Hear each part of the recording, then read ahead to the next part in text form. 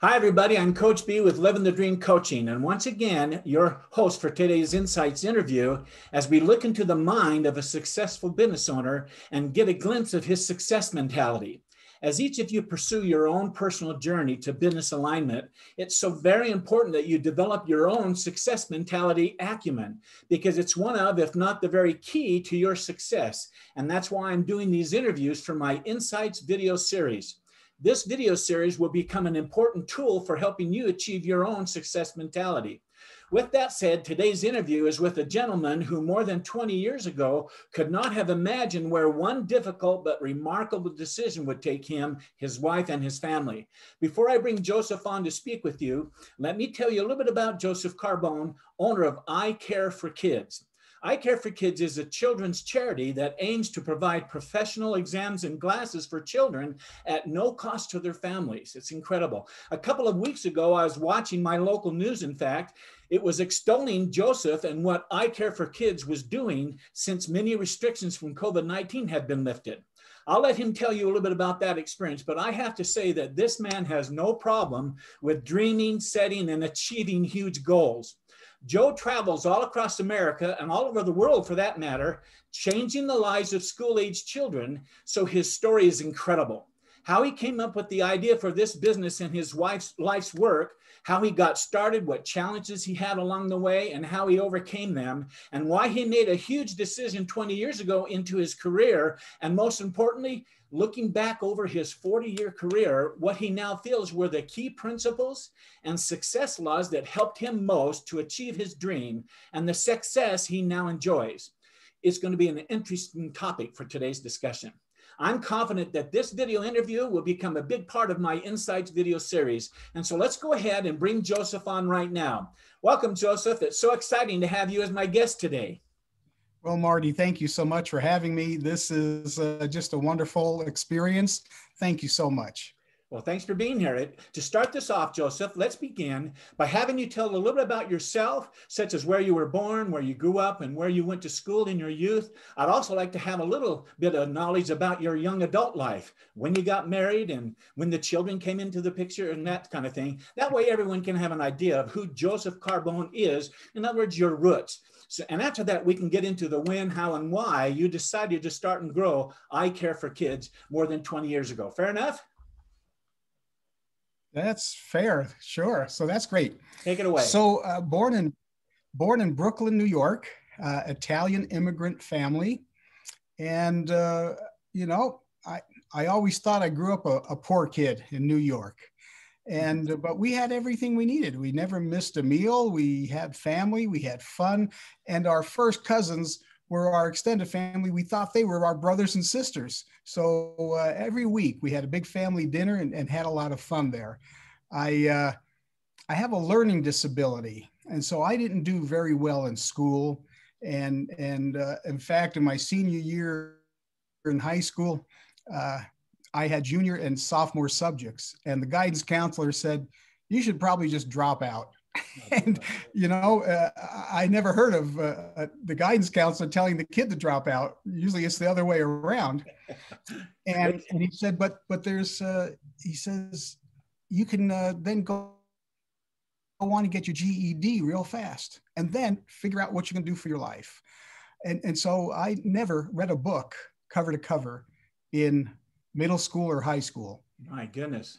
Yeah, my mother didn't read to me as a little child, and so I didn't appreciate reading.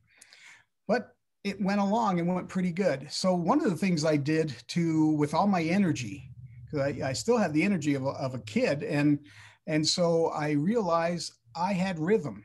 And so I became, starting at about 10 years old, I became a rock and roll drummer. And so I played in different bands with kids much older than myself. So I kind of got in a lot of trouble as a young kid because these kids were all doing things they shouldn't be doing now as a little kid.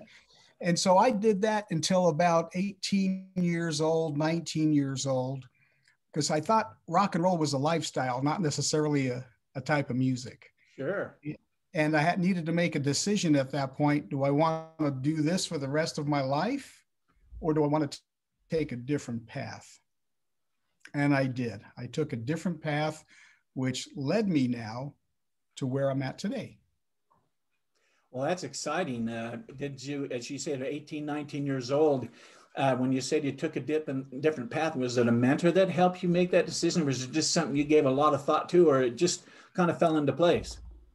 Well, many mentors came into play there and were a factor, but I don't know how much you want me to tell you about that, but I think I'm a man of faith, and so faith and religion and things like that was part of that. That was a turning point in your life then.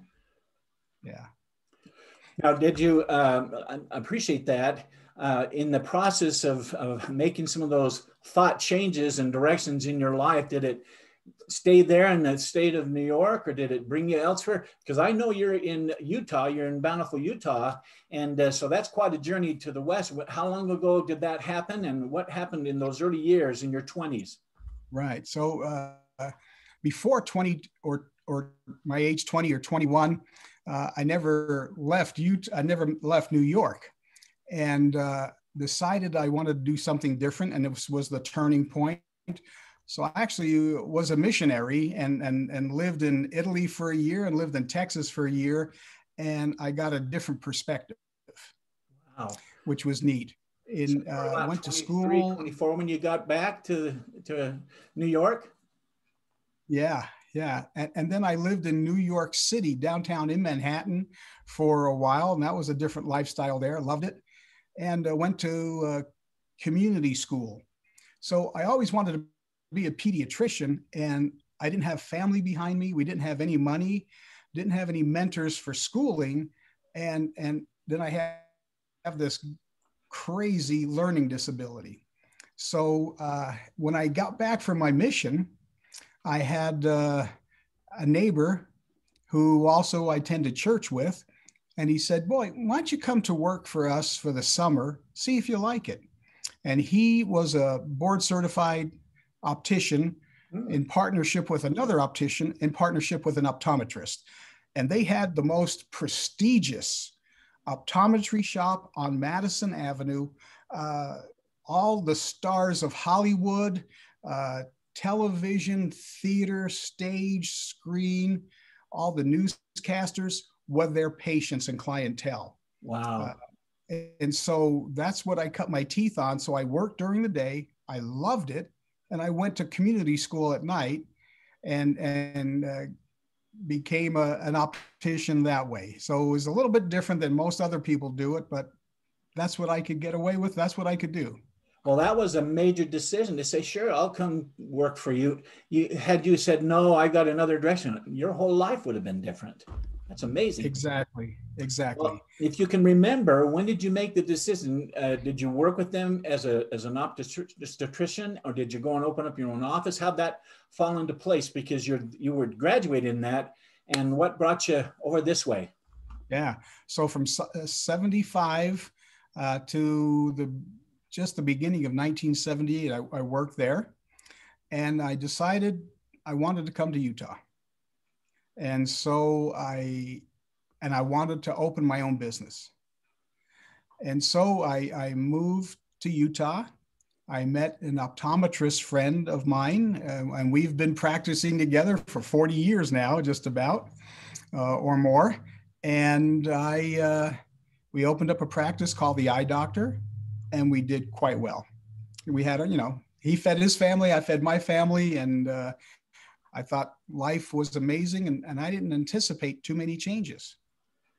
Well, it's interesting. I said obstetrician. I meant optometrist, but that decision to become an optometrist was basically a decision to go on business for yourself, right? Don't most of them want to open up their own offices, or are there a lot that like to just work for somebody else and not take that whole business load on? Correct. And I just refer to myself as an optimist. So that's great. It just makes it easier. So since 1978, I've worked for myself, and we did okay in the beginning. Like any entrepreneur, you eat potatoes, and down the road somewhere you start buying a steak here and there, and you can afford a steak. But in the beginning, it was lean years. And we went about just wonderful. Loved my work, but we had some experiences that, well, you know, Marty, when something happens in your life, it kind of turns you a degree this way and another degree, and something else happens in your life. And then you blink a couple of times and you realize you're going in a different course whatsoever than you anticipated going in. Well, And so we saw people coming, especially kids, coming into our office whose parents couldn't afford glasses. oh boy. One specific one was we had a gentleman come in from the Indian reservation, just a young man, a youth, and someone drove him from the reservation into our clinic and paid for the exam and the glasses. Wow. And I remember that I thought that was really neat. Somebody would do that. And then a week later, he come back to pick up his glasses. And he put the glasses on and he looked out the window and he began to laugh and cry at the same time. And he said, I didn't know trees had leaves. Wow, that's an experience you never imagine, I'm sure, to see that. Oh. And no pun intended there, to see that. And and so that was one of those things that changed my life. And I thought, boy, how could I give back? What can I do now to have more of these experiences? So in the heart of Salt Lake City is a clinic for the homeless. It's called the 4th Street Clinic. And it's on 4th West and 4th South, and that's why they call it the 4th South Clinic. And so I started volunteering there. And I really don't remember how long I did it, if it was a year or two or however, but one day a week, I went down and volunteered at the 4th Street Clinic. And I saw really poor people, homeless people, people that didn't have anything or what they could carry in a shopping cart that they would push around or, you know. And so I enjoyed it. I loved working with these people.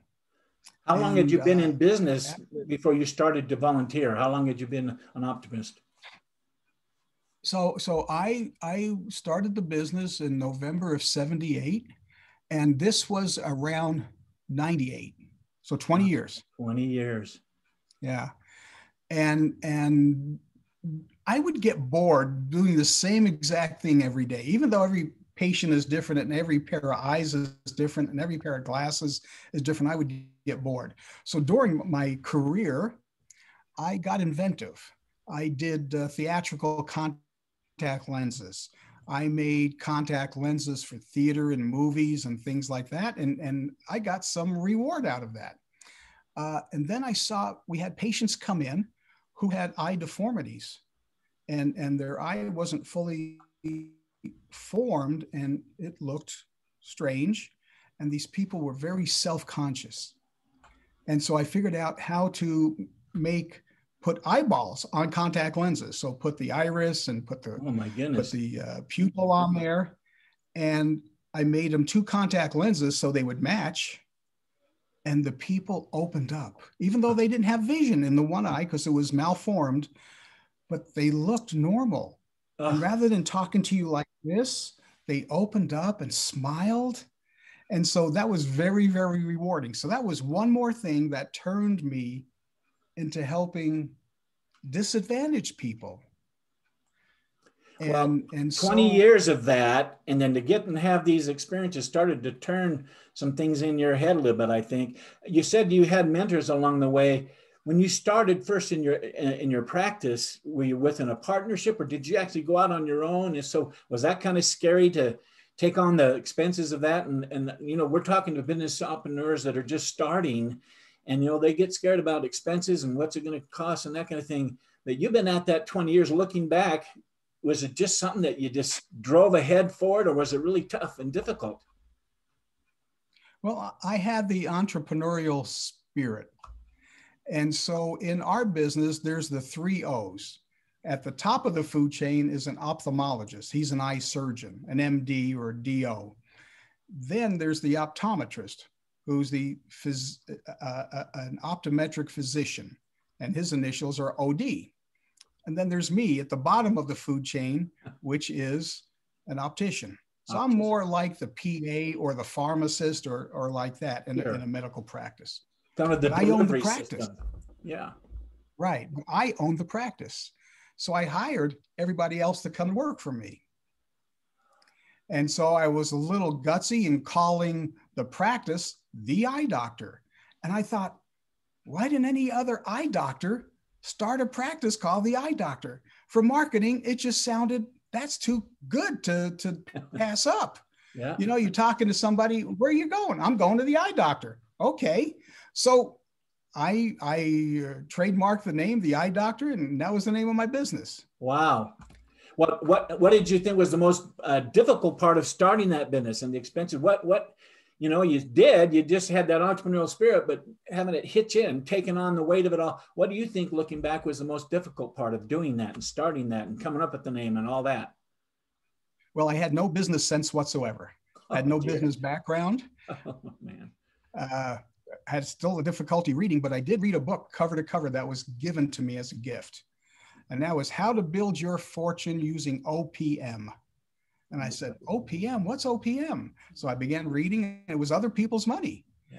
And I didn't have any money to put into it. So I borrowed money, which again, I would not suggest that for anybody because it was tough. You have to pay it back. And so with interest, but that's how I did it. And we did okay. We did well. And those loans got paid back. And I was able to have my dream, my practice. That's so exciting, Joseph. I know this, and obviously you So, just described a book that you read. So you invested time in yourself and studies and graduated and all that. Did you continue to expand that knowledge a little bit and read into mentality, success type thoughts, or is it just hard grind ahead doing it? well, I improved upon myself. I got board certifications. I, just kept moving on as much as I could to learn different aspects. I became a very good contact lens fitter, just different things that online courses and just different courses that could be taken. I've learned how to do those because we didn't have YouTube back then, Yeah. and so the internet, but how to do these things and move forward. So we speed up the time clock a little bit, and these opportunities came my way for me to learn about people's needs. And so I went home one day and I said to my sweetheart, Jan, I said, so there's a lot of people going without eyeglasses because they don't have access or they can't afford it. So in any business mind, if there's a need, you create a product or a delivery system to meet that need. And so I said, I want to help these people. And she said, okay. I said, well, we're going to close the practice. And she What? said, pardon me? I said, yeah. I said, it's going to be okay. She says, we know we got 9 kids at home. I said, yes. She said, we got a house payment. Yes. We got 2 car payments. Sweetheart, I know all that, but I want to start a nonprofit. And so we got together with her and myself and a dear friend, Dee Hadley. He was an institute director, but he was also a marriage and family therapist. And Jan and I visited him a couple of times over this decision, Yeah. but he was all in. And so we started it. And then I went home and I said, we're going to close the practice. We need to mortgage our house for about $150,000. And that decision didn't come as easy for her. No. Because you don't mess with a woman's domain, her stability. Man. But I'm married to the greatest woman ever. And so she said, this is really what you want to do? And I said, yes. And she said, okay. Now, unbeknownst to me, she was talking to our other founder, Dee Hadley, family and marriage therapist. And he said, Jan, I promise you, if you will let him do this, he'll find himself. Mm. He will develop in ways you don't understand right now. And so we did it. We downloaded, I don't know if we downloaded or I went to the post office, but we got the form for the IRS to become a 501c3. We filled it out in pencil.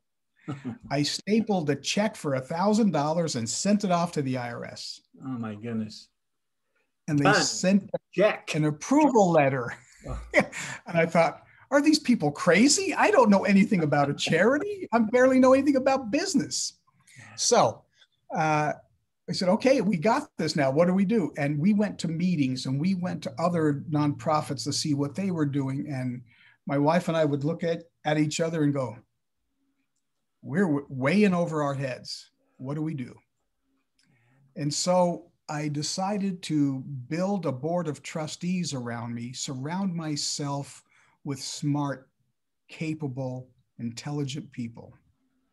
No, they say, Joseph, that you 5 years from today will be the result of the books you read and the people you associate with. Ford had that mentality, surrounding himself with brilliant people smarter than himself. You're just a story of the Ford. It's the same thing. It's incredible to me. Marty, when I walk into a room, I am never the smartest person in the room. And if the truth be known, I'm probably the dumbest guy in the room. Wow. But so then I had another mentor. His name is Joe Lake.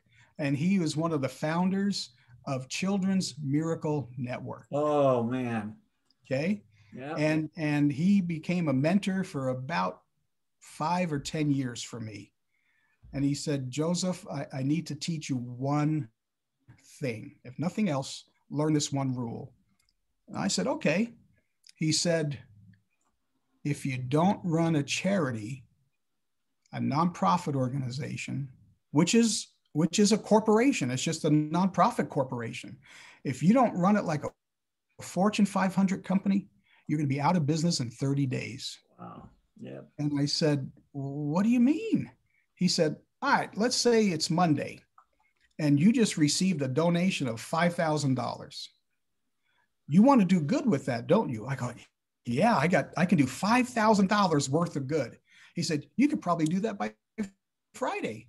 I said, yes, I can. Watch me do this. He goes, hold on. Don't do that. I said, why? He said, if you spend that $5,000 by Friday, next Monday, a week from today, you're going to be out of business. And I said, okay. He said, so you need to learn to run a nonprofit like a Fortune 500 company. So we have on our board of trustees, we're celebrating, our nonprofit is 20 years old. Wow, yes. We have grown from very, very small. We have 9 clinics in 5 states, and we're going to add 5 more clinics in the next 18 months. That's incredible. When we first started, we thought we'd help 20 kids a year, 100 kids a year. Now we're celebrating at our 20th anniversary. Next week, we will help our 400,000th kid. Wow, Joseph. Talk about those feelings. There's 400,000 stories like the ones you said just a while ago. That's got to be an incredible feeling. My goodness. Yeah, and the second clinic we ever opened was in Las Vegas, Nevada. We have to have a contract with the Clark County School District. So we have 3 school-based clinics and a mobile clinic that Elaine Wynn, she funds that every year.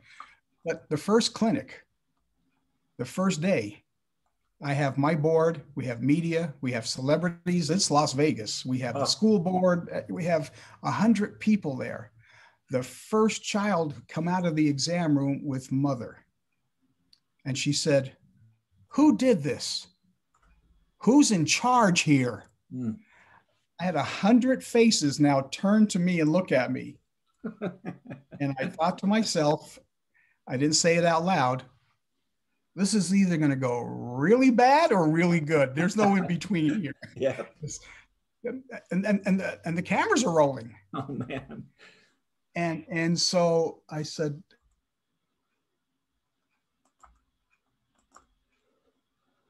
how can I help you? She took my hand, she kissed it, and she held it to her heart. And she said, God bless you. Because at school, they told me my kid was stupid. Oh. We're finding out today all he needed to help him get through school was a pair of glasses. So tell me, what have you enjoyed most about those 20 years being self-employed in that regard, but running this organization and seeing all the good? What is the most enjoyable part about having all the weight on your shoulders, I guess I'd say? Sure. And there is weight. And to tell you some of the weight, so I believe I'm a man of faith. And in the lean years at the very beginning of the charity, if it was the end of the month and we didn't have money to pay the bills the first of the month, I'd go to bed at night and get on my knees and say, "Dear Lord, I don't know what we're going to do, but we're kind of out of money. And I think I'm doing your work. So I need you to throw down a blessing here and help us." And then I'd get up the next day and roll my sleeves up and go to work for 18, 20 hours. And it all worked out because it was a partnership. Well, I was going to ask you what you disliked most, and I'm sure it was those nights and having to struggle through that. But there's something about this up here, your success mentality. What do you think was the greatest contributor to how you think today, Joseph? Yeah. So I think really what should be on my business card is Joseph Carbone, Dreamer. Dreamer. So my first board of trustees wanted to tether me to the ground and didn't want me to dream. And in the early days, that was probably good. But I have a board of trustees now that cut all the tether strings.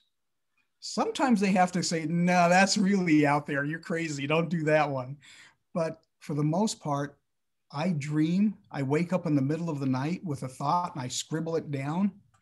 One of those was I woke up in the middle of the night and the dream came to me to sight the world.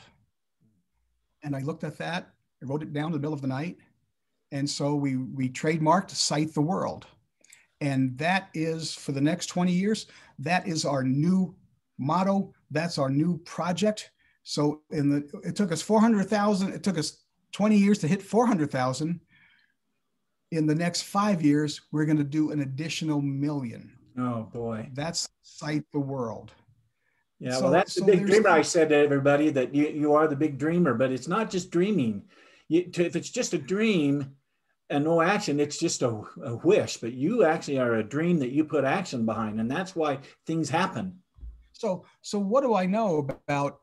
So we're going to do this with face-to-face.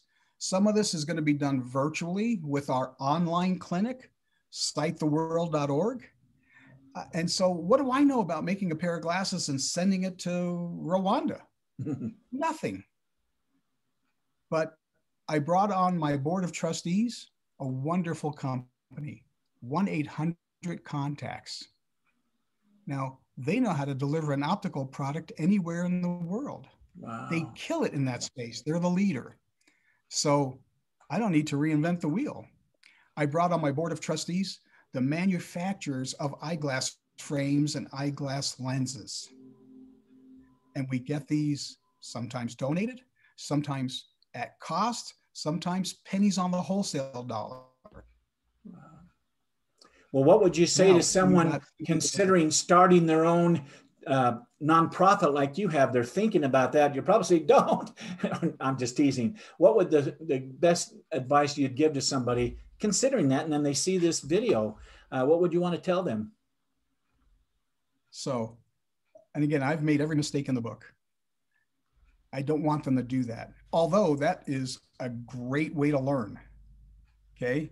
That's how Edison and Ford and everybody else learned, by making mistakes. I think that's one of the reasons we're here on Earth.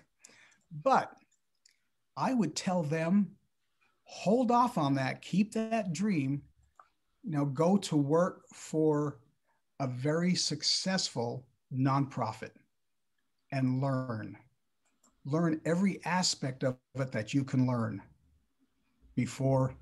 You're still going to make all your mistakes, but not only get your degree that's going to go on the wall, your MBA, whatever it is, but now go practice by working for someone else, whether it's 1 year or 10 years, it doesn't make a difference, but go and get that experience first.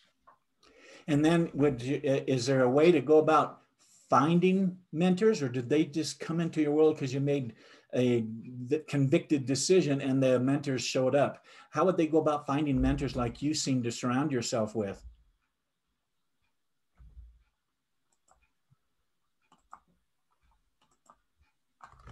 Every city, every town has many different networking meetings, whether it's the Chamber of Commerce or people start these other networking groups. I went to tons of them. I'm a member of the Lions Club. I'm a member of the Rotarians. I joined several different groups that do good in the world, and you get to rub shoulders. If you want to have great mentors, what do they say about getting a friend, Marty? They say, if you want a friend, be a friend. That's exactly right. Yeah. So go serve somebody else. Go be a mentor. Go do something, because that's what you're looking for. And yeah, you look for it, but God, the universe, whatever you feel that's how you do it, it's going to come to you. I call that the law of attraction, and then through hard work, manifesting. In other words, you work hard to attract into the portal of your mind this dream, this vision, even in peace. And then through working hard, piece by piece, you manifest it into the world of the physical. And it's been piece by piece for you. It didn't just whack and everything was there. You've had to work and climb a lot of mountains, I suspect. Oh, many. And there were times. I'm not a depressed person. I'm pretty upbeat. I'm a go-getter. I'm a pretty happy guy. Never had a deal with depression. But there were times where I was in a fetal position on the living room floor, and Jan had to come to me. She goes, "Okay, I'm going to give you an hour. Then after that, you get up and you go to work." That's so great. Jan is something else. She's a beautiful So lady. my biggest mentor is either God and my wife as a partnership. So it's a triangle. There it is. Yeah, that's for sure. Well, as you consider the kind of business that you did for the first half, the 21st years, did you have to do a business plan and come up with dollars and figure that out and how you were going to market? I mean, that sounds so technical. Or did you just kind of learn in phase by phase going into it? In other words, what should someone plan on, and specifically in your kind of industry, and then the nonprofit as you went forward, the same kind of thing, treat it like a nice 500 corporate structure out there. You know, that's for a lot of us, that's kind of beyond our thoughts, and we got to go find the people to help us think that way. But what did you do to come up with the dollars and to come up with what you needed to put together? Yeah. So at the beginning, we all have to feed our families. We're geared to go get a job and go do things. And so I like to say, even though I don't like it, is driven by greed, driven by money a little bit. And I always thought in the early days when I had a lot of energy, now I still have the dreams, but I don't have as much energy. I'm going to be 69 this year. Yeah. But the early days, I just wanted like several hundred optical stores, one central place that was the warehouse, the distribution center, the order taking, the whole thing. And I'd be in my helicopter and I'd visit several different stores, and I'd go to my DC, my distribution center, and never experienced that. I did have at one time 7 retail stores. Wow. And that just multiplies your problems, and it doesn't generally multiply the profit, the net profit. So I didn't like that. Which was interesting when I started expanding the nonprofit. I'm going, well, let's see, there's no profit to expand, so I don't have to worry about that one because there's no expectation there. So, you just go and work. So rather, the big thing I think I learned, so there's a thing to learn and then there's a result. The result was, out of the 400,000 kids, this kid was helped the most, me. Yeah. And so getting there, so going from the greed mentality to serving others was the big step for me. What do I do to serve others? There is a need. They need the product. You're not going to get paid for it. So how do you figure this business model out? And there were days I saw the patient, I wrote the grants, I made the glasses, I did the book. I mean, it was a 20-hour day. And you can't do that very long. You can't. So then you start surrounding yourself with people of like minds. And so we did that. And I got the best CPA firm. I got a payroll company, you know, and I got the best grant writer in the world, because that's how we survive. And there are so many national, global, and local companies, family foundations, individuals, organization, businesses that want to do good. One lesson I learned, Marty, I'll just share this and then I'll stop and let you talk for a little bit, but I sat right next to Elaine Wynn. And Elaine Wynn gives us a lot of money and has for about 10 years. And that stays in the Southern Nevada, Las Vegas area. And she put together a group of charities that she called her family of charities. And they all introduced themselves. And I introduced myself real fast, but I said, I want to take this in a different direction. Elaine Wynn is a very, very successful businesswoman. We're all asking her to. Now, we see it as a donation.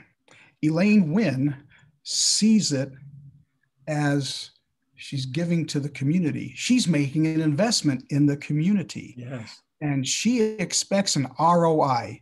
Yes. You know what ROI stands for? Yes, I do. Return on investment. Return on investment. Going, well, this is not profit. There's no what return on the investment. I said, but the good that's going to be done, the lives that are going to be changed, patient, there's mentors, there's a dental pro, whatever it is, those children in the worst impoverished zip code in a generation or two is going to become the best zip code in the state. Yeah. That's her ROI. And that's how we have to look at it. That's so exciting. I have a question for you. It's been delightful to listen to this story, as you can imagine. I'm confident that the folks listening to your story is just going to stir a lot of things in their heart and their mind, and they're taking a few notes because there's been some real buttons that you've pushed in me. As you thinking, if you were going to become a mentor of somebody, not that you will, but if you were, and you saw someone that was young and excited like you and had a few years under their belt in a particular career, but now they want to really help the world like you have done and are continuing to do. You said that there was a few places they could go, but do you have a lot of mentors you suggest in different areas, or just one that you can really trust? What's your advice in that regard? Because you can get so many that all the voices may tell you different things and you're really stuck. What would you suggest? I would suggest a person does two things. Join a service-minded organization like Lions, Rotarians, any of those. And you're going to start looking past yourself. You're going to stop being selfish. Yeah. You're going to meet the needs of other people. And now you're going to do it in a group. You're going to do it in a very small community. The other thing I would say, to invest in a pencil and a legal notepad. Yeah. Okay. What's that going to cost you? $1? So invest $1 in yourself, and you do what's called the perfect day. And you write on there, I woke up at 4 o'clock, 5 o'clock, 9 o'clock, whatever it is. My wife and I get up 4 or 5 every day and go about doing what we do. And you write on there, okay, this is the perfect day. I woke up at X. I did this. I did this. This is the surroundings. This is the home I want to live in. This is what my family life or whatever my life is going to look like. This is the job I'm going to have. This is the good. Everything on there. And if you only put it on one page, you have failed. You should fill the whole legal pad up of what that dream is of the perfect day. And then you get another legal pad and you back into it. What do I have to do number one? What do I have to do to do number two? And you do that, and that is about a year experience to do. Yeah. You're not going to do it in one day. Right. And very few people will invest that time in themselves to find out, boy, do I like fried eggs or do I like scrambled eggs? Yeah. Yeah. You know what I call that, Joseph? I did a podcast called Going to the Movies. And going to the movies is doing just what you talked about. And then you backtrack it and see what the tasks are for the days that you're going to have to do to accomplish that going to the movies, that perfect day. I'm so glad you mentioned it. I didn't bring it, didn't push it in. That's something you just included. And people, that's what a winner does. That's what a dreamer has, is you've developed and acquired an incredible success mentality, Joseph, and it just exudes from you. And that's why you've attracted what you've attracted in way of those mentors and that board and all the people that are investing. I'm just so excited. I'm going to let you finish off by just saying anything you want to say to these folks that are listening and are going to listen and call up this video. And I'm just going to hush like I've been, and then we'll close it off. But go ahead. Anything that's on your mind. Well, trust the people that are closest to you, seen and unseen. So we do a little family history, my wife and I. Mine, because all four grandparents came from Italy in 1903, and so there's not much here in the States but the history is in Italy, and in doing that, we found out that what ships they came on and just different things and they all moved within a block area of New York City, Brooklyn, New York. Yeah. And then I had a thought, and I don't know if it was them who have gone beyond and are reaching out to me, but they said, we came to America so you could do this. So they had the vision before I did. Mm-hmm. My wife, my partner, I'm not equal to her in any way, shape, or form. She had the vision, maybe not exactly what I saw as business, a nonprofit business, but she had the vision of me becoming me. And so I would say, learn to serve. If you're a person of faith, throw that faith out there. Talk about it. Pray about it. Meditate. Whatever it is you do, because it's bigger than you. It's beyond you. Even though we're people and we're great, we're nothing. There's not one person on this earth who is better than anyone else. If you get all the elements here, we're all worth about the same. That's it. And if we make $1 billion, well, we ain't taking it with us. It stays here. Now, did we have a legacy? Well, yeah. And I don't have $1 billion. I don't have $1 million. But I have family. I have 9 children. I have a wife that loves me, and that is worth $1 gazillion. And I'm hoping to do this, Marty, for another 12 or 10 or whatever it is. I hope I can do this till in my 80s. Wonderful. And maybe a few years down the road, we're going to be doing $1 million a year. So we'll be at 10 million, 20 million. I don't know what the number will be.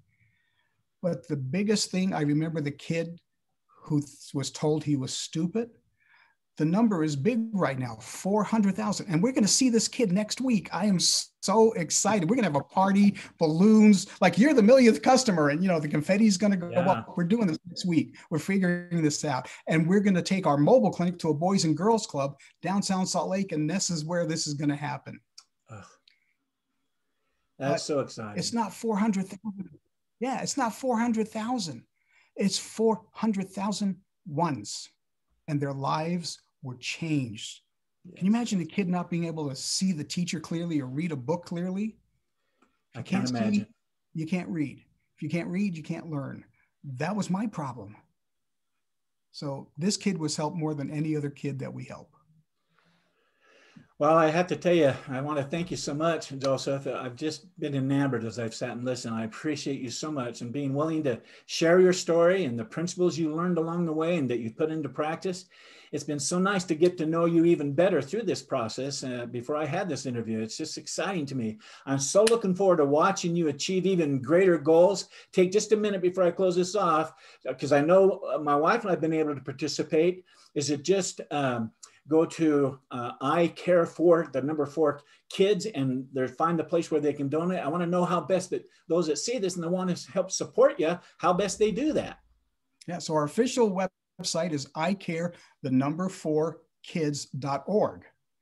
And then our virtual clinic that tells you about our goal to sight the world and to help an additional 1 million kids by 2025.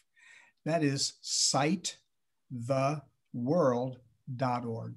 And, you know, $35 gives a kid an eye exam and a pair of cool new glasses.